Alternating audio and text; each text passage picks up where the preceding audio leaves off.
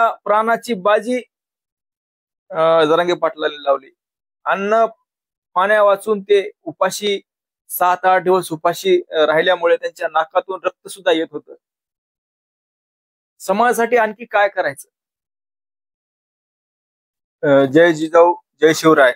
मनोज जरांगे पाटील नावाचे व्यक्ती जे सर्वसाधारण कुटुंबामधून येतात, जे शेतकरी कुटुंबामधून येतात, त्या मनोज जरांगे पाटलांनी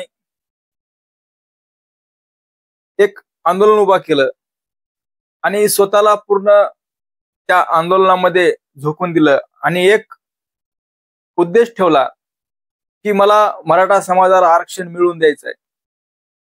आणि जोपर्यंत मराठा समाजाला आरक्षण मिळणार नाही तोपर्यंत थांबायचं नाही.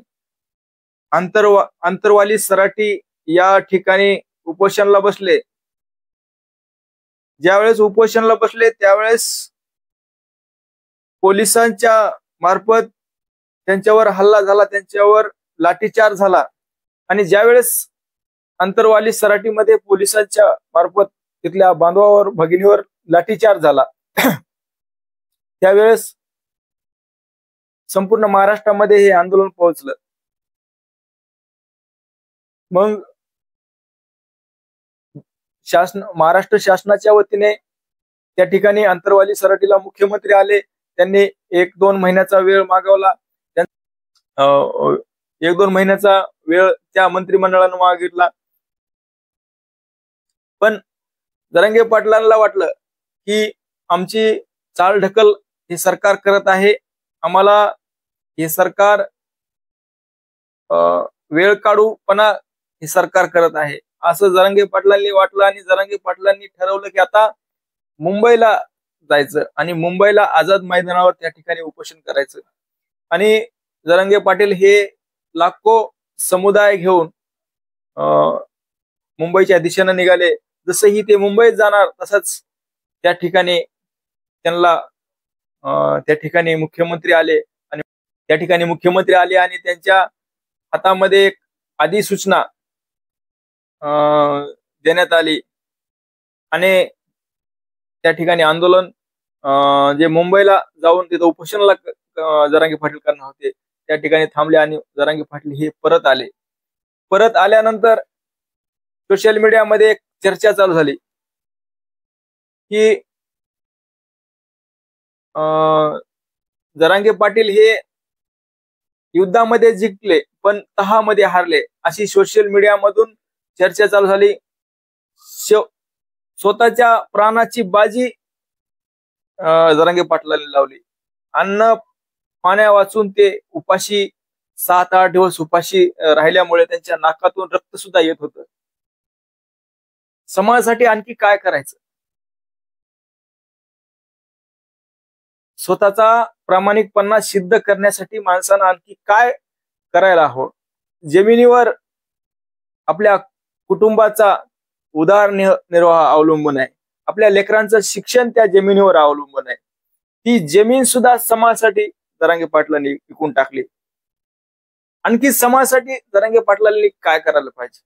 घेत नाहीत. जे लोक कधीही सामाजिक कार्यामध्ये सहभाग घेत नाहीत पण दुसऱ्याला सोशल मीडियाच्या माध्यमातून ज्ञान शिकवण्याचं काम करतात, तसले लोक काही जरांगे पाटलावर संशय व्यक्त करत होते की जरांगे पाटील मॅनेज झाले, असं झालं, जरांगे पाटील असं करायला पाहिजे, तसे करायला पाहिजे, असे सल्ले देत होते. पण त्या सल्ले देणाऱ्या लोकांना माझं सांगणं आहे की तुम्ही एक दिवस उपाशी राहून बघा, बगर अन्न पाण्या वाचून राहून बघा की तुम्हाला कळेल की काय त्रास होतो. म्हणून जरांगे पाटलांना असं वाटलं की आता आपली फसवणूक झाली म्हणून जरांगे पाटलांनी परत उपोषण चालू केलं. परत उपोषण चालू केल्यानंतर माणसाच्या पोटामध्ये अन्न नाही, त्या माणसाच्या पोटामध्ये पाणी नाही. म्हणून पोटात अन्न नसल्यामुळे, पोटात पाणी नसल्यामुळे त्यांच्यामध्ये चिडचिडपणा तयार झाला. आणि त्या चिडचिडपणामध्ये जे अधिकारी त्या ठिकाणी आले होते त्या अधिकाऱ्यासमोर त्यांनी शिवीगाळ त्यांच्याकडून करण्यात आली. आणि हाच मुद्दा घेतला आणि जरांगे पाटलांना एक अडचणीत आणण्याचं षडयंत्र या महाराष्ट्र शासनाच्या वतीने करण्यात आलं. विधानसभा अधिवेशनामध्ये देवेंद्र फडणवीस यांनी एक त्या ठिकाणी मागणी करण्यात आली. त्यांनी अशी मागणी केली की जरांगे पाटलांच्या आंदोलनाची SIT चौकशी करण्यात यावी. मग आमचा एक त्या देवेंद्र फडणवीस यांना प्रश्न आहे की ज्या वेळेस भीमा कोरेगावला दंगल झाली, तिथल्या मायमावल्यांच्या डोक्यामध्ये दगड मारले, त्यांचे डोकं रक्तबंबाळ केले, तिथल्या अभिवादन करण्यासाठी गेलेल्या बांधवावर त्या ठिकाणी दगडफेक करण्यात आली, कित्येक जणांच्या गाड्या फोडण्यात आल्या, एक मोठी दंगल त्या ठिकाणी करण्यात आली. त्यावेळेस हे देवेंद्र फडणवीस मुख्यमंत्री होते. मग मुख्यमंत्री असताना का ते म्हणले नाही SIT त्या ठिकाणी निर्माण करा? का त्या ठिकाणी गप्प बसले? आज मराठा आरक्षणासाठी कित्येक बांधवांनी आत्महत्या केल्या, त्याला कोण आहे जबाबदार? त्याच्यावर तुम्ही SIT तयार करणार का?